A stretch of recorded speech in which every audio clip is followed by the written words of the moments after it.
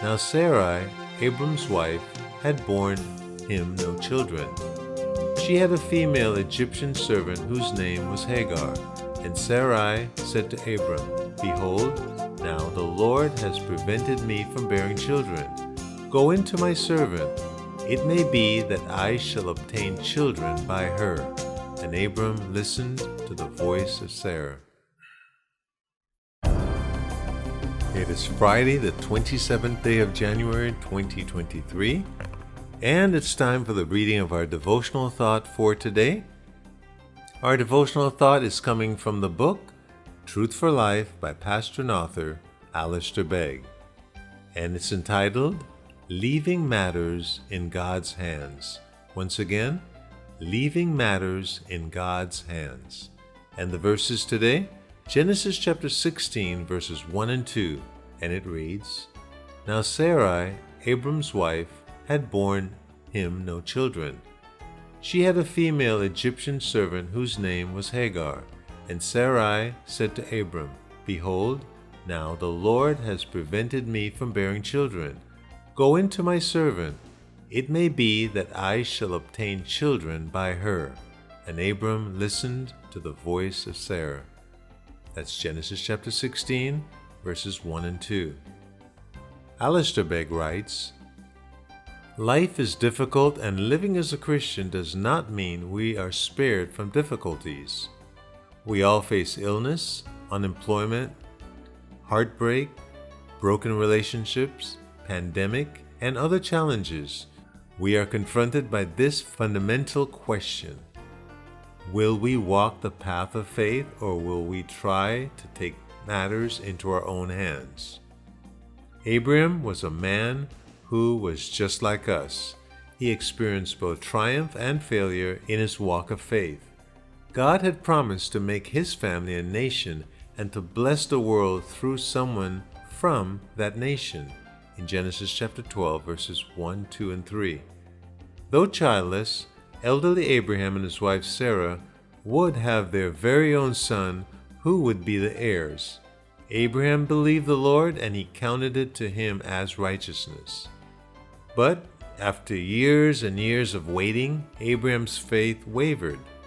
Presumably, on a monthly basis, their hope would rise and collapse, and with every passing month and year, Sarah grew older, sadder, and more impatient. So it was that they reached a crisis of faith. They knew that God is real, and God is all-powerful, and God had promised them a son, but they also knew they didn't have a son. Would they allow the questions of their heart to overturn their faith, or would they allow their faith to overturn the questions of their hearts? The verses above narrate the story's conclusion. They took matters into their own hands, and the solution that they adopted was self-effort. In their doubting and despair, Sarah ordered Abraham to sleep with her handmaiden Hagar, in hopes of bringing him the promised child, and Abraham complied. It was the wrong decision. Doubting that God would keep his promise, they instead sought to bring it about by their own immoral actions. They made their decision based on expedience. They didn't ask, what is right? They asked, what will work? They allowed pragmatism to be their guide over and against faith, and in doing so, they brought about more suffering, more pain, more heartache for themselves and for Hagar. They thought that intervening would simplify things. Instead, it complicated everything. Whenever we set faith aside and apply self-efforts, we complicate our lives.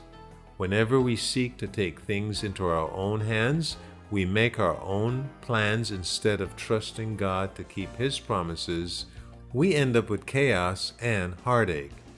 Faith and waiting go hand in hand. Do not lose heart as you sit in life's waiting room. It is always right to wait upon God.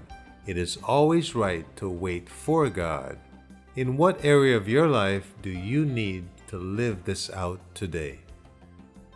A question we each have to wrestle with and answer accurately. In what area of our lives are we needing to live it out today, to live out this faith? May the Holy Spirit encourage us through the reading of this devotional thought to leaving matters in God's hand. Well, Clive Walsh here, encouraging you to continue reading through the Scriptures. And today your chapters are Isaiah chapter 17 through 19 and the Gospel of Mark chapter 5 verses 1 through 20. And may the Lord